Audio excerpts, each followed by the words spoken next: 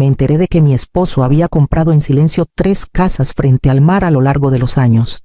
Todas para mí. Esa verdad me cayó encima una mañana cualquiera. De esas en las que crees que nada en tu vida puede dar un vuelco. Recuerdo que estaba ahí parada, con el teléfono pegado a la oreja, sintiendo que el piso se inclinaba bajo mis pies, mientras el mundo seguía fingiendo que todo era igual. Me llamo Rosalía Morales. Tengo 68 años. Estaba doblando toallas en el cuarto de lavado, en la cocina sencilla de mi rancho, sin imaginar que Samuel me había dejado una herencia que nunca me pasó por la cabeza. Tarareaba la melodía que él silbaba cuando les daba de comer a los caballos. Habían pasado 4 años desde que se fue, pero a veces todavía parecía que solo había salido un momento al corral. Cuando sonó el teléfono, casi lo ignoré. La mayoría de las llamadas ahora eran recordatorios de citas médicas o anuncios de la parroquia. Señora Morales, dijo un hombre. Soy Roberto Herrera, abogado del patrimonio de su difunto esposo. Creo que deberíamos hablar en persona. Casi le digo que se había equivocado de número. Los asuntos de Samuel se habían cerrado hace mucho. El rancho estaba pagado, las deudas liquidadas. No quedaba nada por resolver, pero algo en la voz del abogado firme, cuidadosa, me puso la piel de gallina. 1 hora después, estaba sentada en su oficina, todavía con el mismo suéter azul cielo que me había puesto sin pensar. Me pasó una carpeta por encima del escritorio. Su esposo nos indicó que reveláramos estas propiedades solo cuando se cumplieran ciertas condiciones. Se cumplieron la semana pasada. Dentro había escrituras. Una casa en Puerto Vallarta, otra en Cancún, otra en Acapulco. 3 propiedades, cada una valiendo varios millones de pesos. 3 lugares que Samuel había comprado a escondidas, armando en silencio un legado que yo nunca supe que existía. Se las dejó todas a usted, dijo Roberto con suavidad.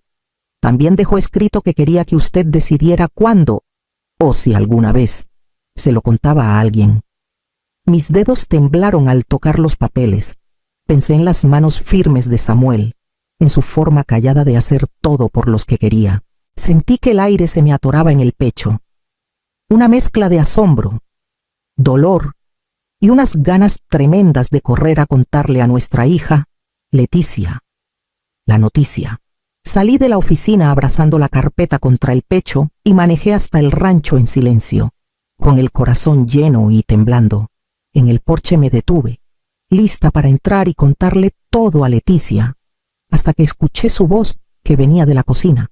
Entré a la casa con la carpeta pegada al pecho, todavía tibia de mis manos en el camino de regreso. El carro de Leticia estaba en la entrada, ese que Samuel le ayudó a comprar cuando cumplió 24. Me sentía más ligera que en años, lista para compartir algo hermoso con ella, algo que su papá le había dejado como un último abrazo. Llegué al pie de la escalera cuando su voz subió clara. «Mamá no va a poder mantener el rancho para siempre», dijo Leticia, bajito pero cortante. «Ya está más lenta. Es cuestión de tiempo para que pase algo». La voz de Marcos le siguió. «Por eso tenemos que empezar los trámites. Primero residencia asistida, después la tutela legal. Cuando tú seas quien decide, vender el rancho será pan comido». Mis dedos se aferraron al pasamanos. Leticia soltó un suspiro de fastidio. «Estoy harta de andar contando cada peso, mientras ella está sentada encima de una propiedad completa sin hacer nada». «Nosotros la vamos a cuidar», dijo Marcos, «pero no en una casa tan grande. Cuando ya esté instalada en la residencia, remodelamos, la ponemos en venta y listo. El mercado está bueno. Sacaríamos una lana importante, suficiente para vivir cómodos en otro lado». Leticia soltó una risa seca. «Y a lo mejor tiene algo más guardado. Papá nunca fue bueno explicando. Si anda escondiendo plata o cuentas, nunca nos vamos a enterar si no tenemos el control». Se me cayó el alma al piso. Marcos siguió. «Cuando firme la autorización temporal para ti, todo será más rápido. Solo dile que es por emergencias. Ella se traga cualquier cosa que le digas». La voz de Leticia se suavizó, pero no de cariño. Siempre ha sido demasiado confiada. a lo mejor demasiado con el dinero, y eso es lo que me preocupa. La verdad, tienes suerte de que nosotros estemos dispuestos a hacernos cargo. Lo sé, dijo Marcos. Esto es lo que hacen las familias, proteger a los que no se pueden proteger solos y tomar decisiones inteligentes. Cuando ella ya no esté aquí, por fin vamos a poder respirar. Una silla raspó el piso. Alguien sirvió agua en un vaso. Leticia murmuró. Hoy en la noche hablo con ella. No se va a pelear. Nunca lo hace. Me quedé congelada arriba de la escalera, con la carpeta pesada en las manos y la respiración atrapada entre la incredulidad y una rabia callada que me rompía por dentro. Las mansiones ni siquiera eran el peligro. El peligro ya vivía en mi cocina. Cerré la puerta de mi cuarto y me recargué en ella. La carpeta se me resbaló de las manos y cayó sobre la cama. Sentí el pecho apretado, como si todos los años de mi vida se hubieran doblado de golpe. Las palabras de Leticia seguían dando vueltas, cada vez más filosas. Me senté y dejé caer las manos en el regazo. Hacía mucho que no lloraba, desde el funeral de Samuel. Pero ahora las lágrimas vinieron rápido, calientes, vergonzosas, imparables. Pensé en Leticia de 5 años corriendo descalza por el rancho, pidiéndome que le hiciera trenzas antes de la escuela. A los 16, azotando la puerta de su cuarto porque no teníamos para un carro nuevo. A los 22, pidiéndome prestado para arreglar un error que nunca explicó del todo. Y cada vez yo dije que sí. Cada vez encontré la forma. Recordé a Samuel advirtiéndome bajito. Le das demasiado, Rosalía. Un día ella ya no va a saber dónde terminas tú y dónde empieza ella. Yo lo ignoraba. Creía que amor era nunca decir que no, pero siempre había estado ahí el resentimiento callado de Leticia. La idea de que le debían algo, de que el mundo tenía que acomodarse a lo que ella quería. Marcos solo le echaba gasolina a lo que ya llevaba dentro. Las lágrimas se fueron calmando. Me limpié la cara y miré la carpeta. Samuel había confiado en mí lo suficiente como para dejarme todo. Leticia lo hubiera despedazado sin pensarlo 2 veces. Sabía que no podía derrumbarme. No ahora. No con gente en mi propia casa lista para apartarme en cuanto mostrara debilidad. Necesitaba a alguien que no me torciera las palabras ni sonriera mientras planeaba sacarme del camino. Alguien en quien todavía pudiera confiar. Manejé al casa de Beatriz Herrera en cuanto supe que Leticia y Marcos habían salido. Me temblaban las manos en el volante todo el camino. Beatriz era prima de Samuel, pero siempre me trató como hermana de verdad. Abrió antes de que tocara 2 veces. Rosalía, sus ojos recorrieron mi cara. ¿Qué pasó? Corazón, entré y cerré la puerta. Los escuché, dije, y se me quebró la voz. A Leticia y a Marcos. Quieren el rancho. Quieren meterme a una residencia. Ya están hablando de tutela legal. Beatriz apretó los labios. Me llevó a la mesa de la cocina y se sentó enfrente. Cuéntame exactamente qué oíste. Repetí cada palabra, cada tono, cada cálculo frío. Beatriz no me interrumpió, solo escuchaba, con los dedos apretando fuerte su taza. Cuando terminé, soltó el aire despacio. No me sorprende. La miré fijo. ¿Cómo que no te sorprende? Hace meses que lo venía oliendo, pero oírlo de su propia boca lo hace real. Quejarse del dinero, decir que tienes suerte de tener el rancho, que merece heredar algo ya, no después. Se me retorció el estómago. Te lo dijo a ti, a quien quisiera escuchar, dijo Beatriz. Yo le seguía dando el beneficio de la duda, pensando que estaba estresada o agobiada. Pero esto, planear quitarte el control de tu vida, eso no es estrés, eso es creerse con derecho. Me tapé la cara con las manos. Nunca pensé que llegaría tan lejos. Beatriz me apretó la muñeca desde el otro lado de la mesa. Tú le diste a Leticia todo lo que pudiste.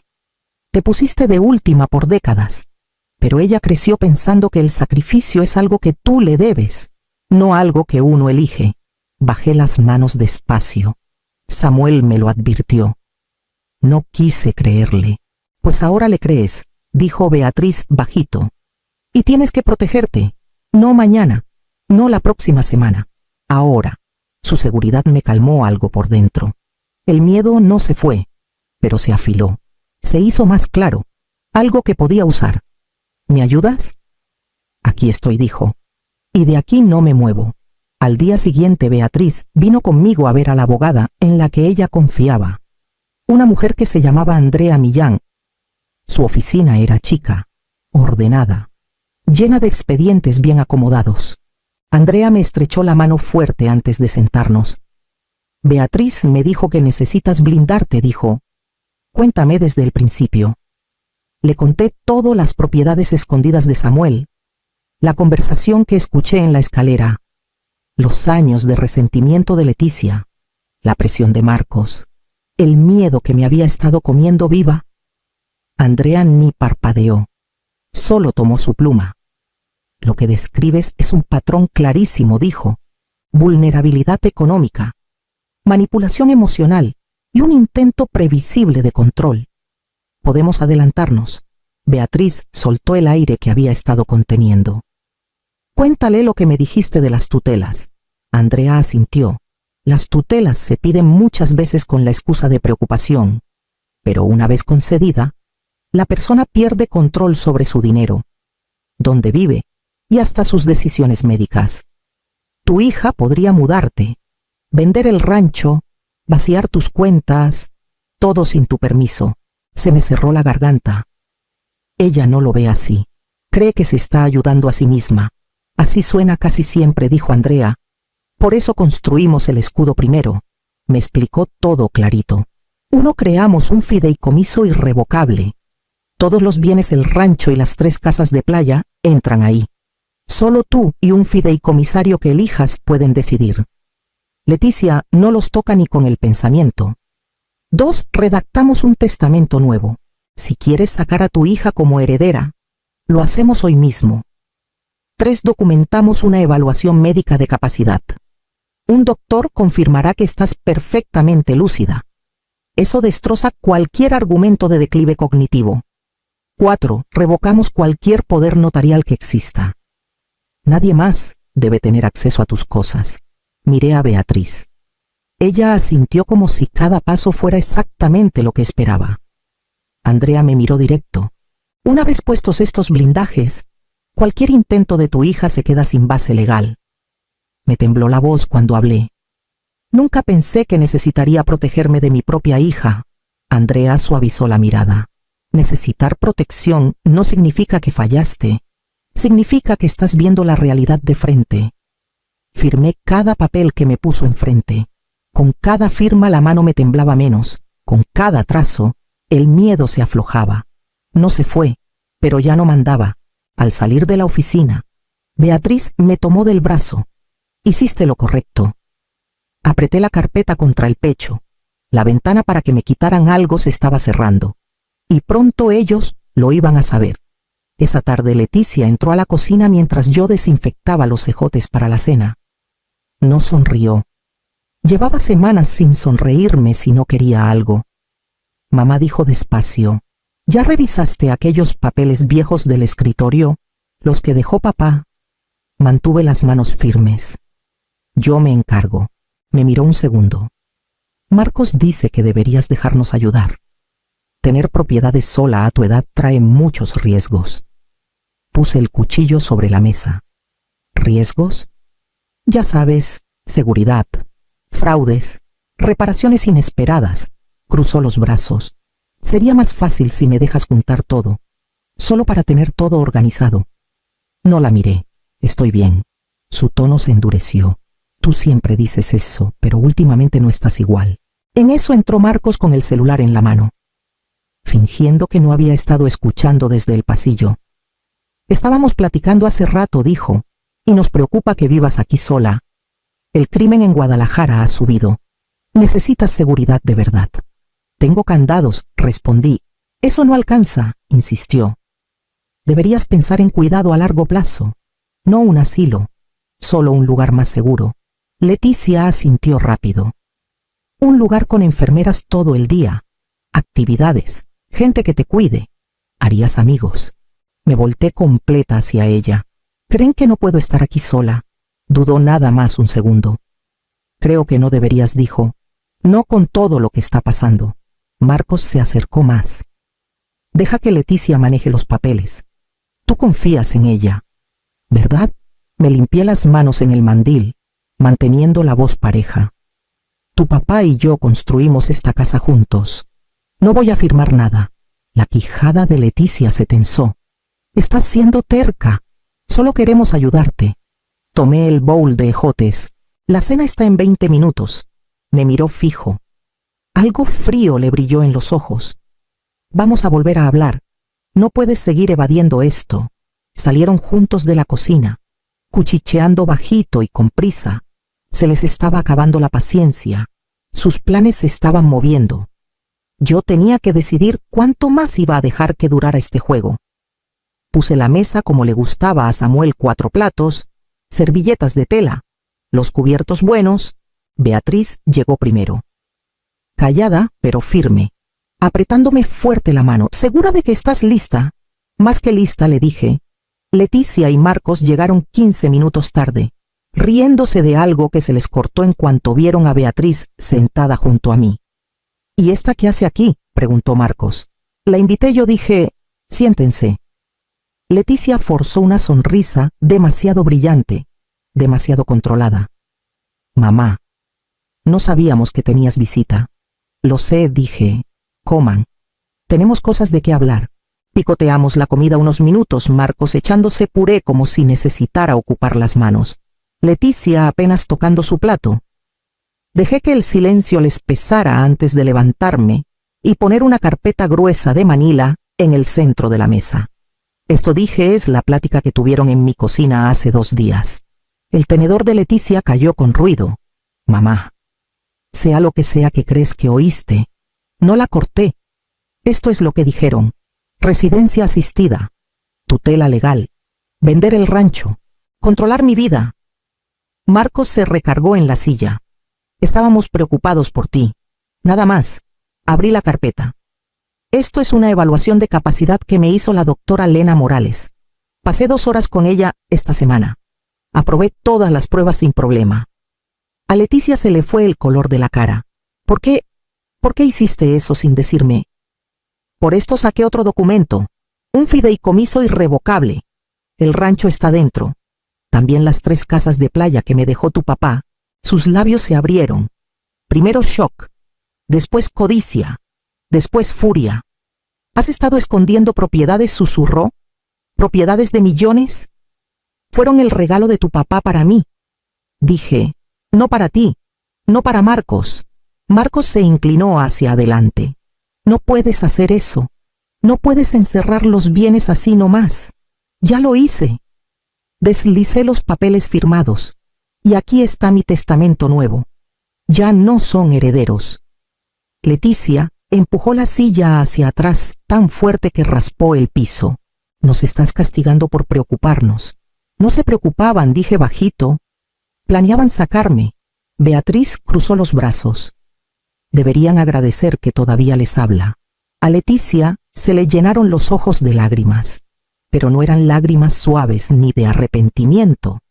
Eran de coraje. No puedo creer que elijas a extraños antes que a tu propia hija. Me estoy eligiendo a mí. Dije. Ya era hora. Marcos se paró, con los puños cerrados. ¿Y ahora qué pasa? Los miré a los dos, a mi hija y al hombre que había alimentado su resentimiento hasta que se la tragó entera. Ahora, dije, depende de cómo se porten de aquí en adelante. Leticia fue la primera en hablar después del silencio. No hablas en serio, dijo, con la voz rota. No nos vas a correr. Me levanté de la mesa. Tienen 4 días para recoger sus cosas. Marcos empujó su silla. Llevamos meses viviendo aquí. No puedes decidir así de repente. Puedo, dije, y ya lo decidí. Leticia dio un paso hacia mí, temblando.